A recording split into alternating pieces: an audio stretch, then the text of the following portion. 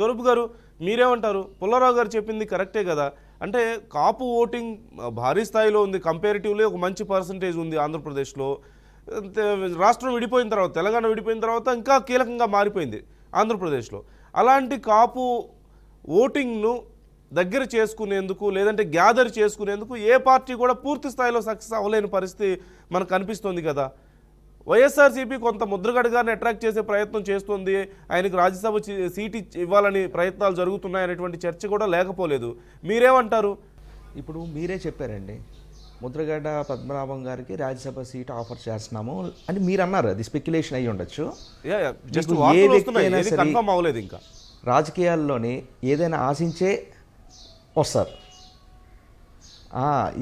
ఏ వ్యక్తి అయినా సరే రాజకీయాల్లో ఆశించే వస్తారు. ఆశించి వచ్చినప్పుడు అక్కడ కమ్యూనిటీకి హెల్ప్ చేయాలా అని ఒక ఉద్దేశంతో వస్తున్నారా, లేకపోతే వ్యక్తిగతంగా నాకు ఫలానాది కావాలనేది వస్తారా అనేది ఆలోచించాలి.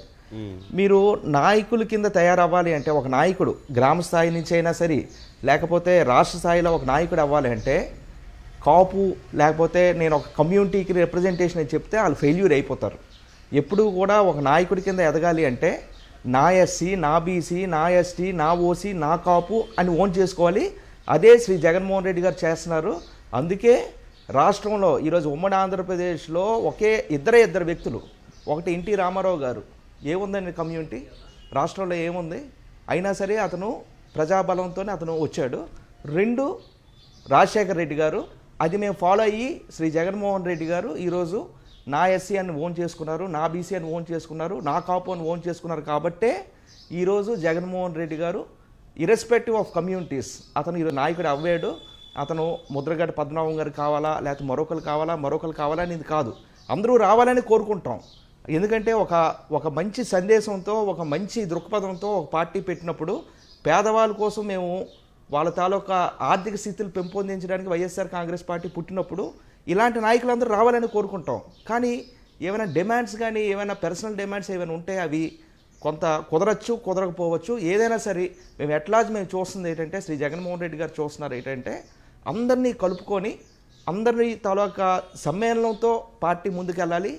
ఫైనల్గా పేదవాడు అన్నవాడు డెవలప్ అవ్వాలనేదే మా వైఎస్ఆర్ కాంగ్రెస్ పార్టీ కాన్సెప్ట్. అంటే ఇక్కడ ఒక చిన్న అంశం ఏంటంటే, వైఎస్ఆర్సీపీ ఆఫర్ చేస్తుంది అనే వార్త తప్పితే ముద్రగడ గారు ఏది ఎక్స్పెక్ట్ చేస్తున్నారనే విషయం ఎక్కడా లేదు. ఆయన ఎక్స్పెక్ట్ చేస్తున్నారా లేదో తెలియదు. అసలు ఎక్స్పెక్ట్ చేస్తే ఏం ఎక్స్పెక్ట్ చేస్తున్నారనే అంశాలు ఎక్కడ దాని గురించి చర్చ రాలేదు. వైఎస్ఆర్సీపీ అలా ఆఫర్ చేసి అట్రాక్ట్ చేద్దామనే ప్రయత్నం చేస్తుంది అంటున్నారు. At the same time Janasena నాయకులు కూడా ఆయనతో భేటీ అయ్యారు, పార్టీకి సపోర్ట్ చేయాలని అడుగుతున్నారు అనేటువంటి వార్తలు. ఇంతవరకు ముద్రగడ గారు ఏ అంశాన్ని బయటకు చెప్పలేదు, ఆయన ఏమీ మాట్లాడలేదు ఎవరికి సపోర్ట్ ఇస్తున్నారు అనే అంశానికి సంబంధించి.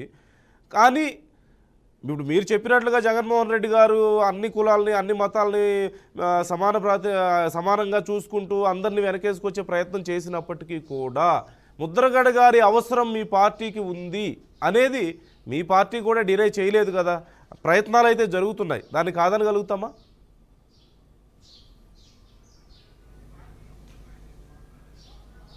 100% ఇప్పుడే చెప్పారండి, అందరూ రావాలి మా పార్టీలోకి. మా పార్టీ తాలూకా ముఖ్య ఉద్దేశం మీకు చెప్పాను. ఆ ముఖ్య ఉద్దేశాన్ని గమనించి సమాజానికి శ్రేయస్కరంగా ఆలోచించి జగన్మోహన్ రెడ్డి గారు తోడుగా ముద్రగడ పద్మనాభం గారు వస్తే మేము 100% ఆహ్వానిస్తాం. అంతేగాని ఆఫర్సు, యాక్సెప్టెన్సు ఈ రెండు కూడా ఒక థియరీ అనమాట. ఆఫర్, యాక్సెప్టెన్సు ఇది ఎట్లార్జ్ దృష్టితో మీరు ఆలోచించుకుంటే అది కరెక్ట్ కాదేమో అనిపిస్తుంది. ఎవరైనా సరే, ఈవెన్ పవన్ కళ్యాణ్ గారి పార్టీ అయినా లేకపోతే తెలుగుదేశం పార్టీ అయినా సరే ఈ బేరాలు ఇవన్నీ కూడాను ఉండదు. నేను బలంగా భావిస్తుంది ఏంటంటే, ముద్రగడ గారు అలాంటి వ్యక్తి కాదనే నేను బలంగా ఆశిస్తున్నాను. అలాగే at the same time YSR Congress party కూడా అలాంటి ఆఫర్లు ఇచ్చి అట్రాక్ట్ చేసుకునే పార్టీ కూడా వైఎస్ఆర్ కాంగ్రెస్ పార్టీ కాదని ఈ సందర్భంగా తెలియజేస్తున్నాను. ఓకే.